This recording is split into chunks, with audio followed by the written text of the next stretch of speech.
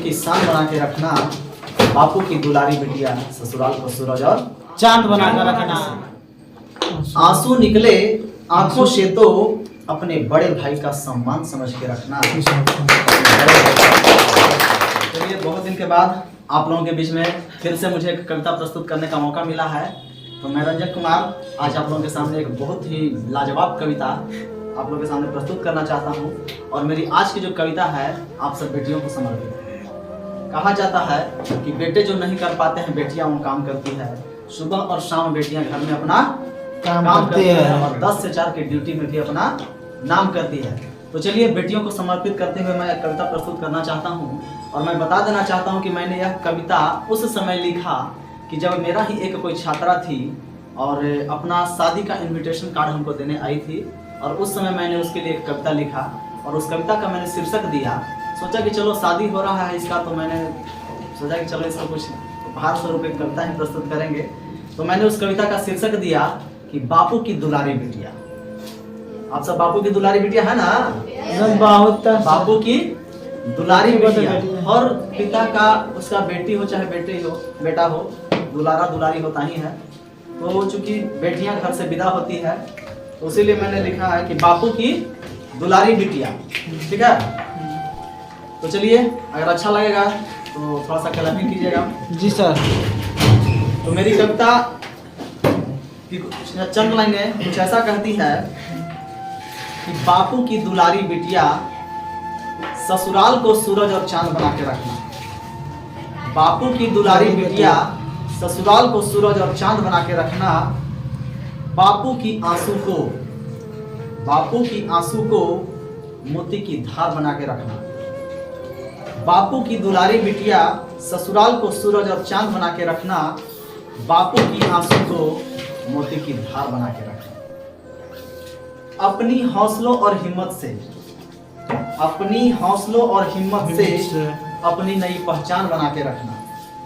अपनी हौसलों और हिम्मत से अपनी नई पहचान बना के रखना। माँ की ममता को उसके आंचल की निशान बना के रखना। माँ की ममता को उसके आंचल की निशान बना के रखना।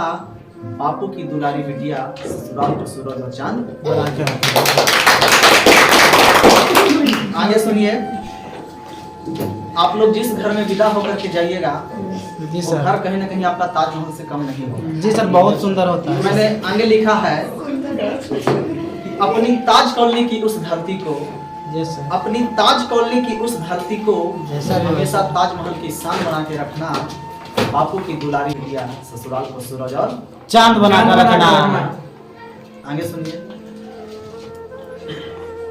मैंने कहा कि अपनी ताज कॉलोनी की धरती को ताजमहल की शान बना के रखना। बापू की दुलारी बिटिया ससुराल को सूरज और चांद बना के रखना। और आगे मैंने यह कहा है कि माता पिता की दुआओं को हमेशा अपनी परछाई बना के रखना। माता पिता की दुआओं को हमेशा अपनी परछाई बना के रखना। आंसू निकले आंखों से तो अपने बड़े भाई का सम्मान समझ के रखना। आंसू निकले आंखों से तो अपने बड़े भाई का सम्मान समझ के रखना। दिन के सूरज और रात की चांदनी को हमेशा अपने गले की हार बना के रखना। बापू की दुलारी बिटिया ससुराल को सूरज और चांद बना के रखना। आपका दिन का सूरज और रात की चांदनी जो भी हो, आप समझिएगा कि आपको गले की हार बना के रखना है। और आगे सुनिए क्या कहा गया है कि माता पिता के दिए इस अनमोल उपहार को सबसे बड़ा ज्ञान का भंडार समझ के रखना। माता पिता के दिए अनमोल उपहार को सबसे बड़ा ज्ञान का भंडार समझ के रखना। और चूंकि मैंने यह रचना लिखी है तो मैं कहता हूँ कि रंजन की यह छोटी रचना भी अनमोल उपहार है। हमेशा इसे संभाल के रखना। बापू की दुलारी बिटिया, ससुराल को सूरज और चांद बना के रखना, ससुराल को सूरज और तो ये कविता बापू की दुलारी बिटिया उस बेटी को समर्पित है जो कहीं ना कहीं एक दिन अपने घर से विदा होकर के अपना ससुराल जाती है, और एक न एक दिन आपकी ज़िंदगी में ये पल आएगा ही कि आपको भी अपने घर से जाना ही होगा।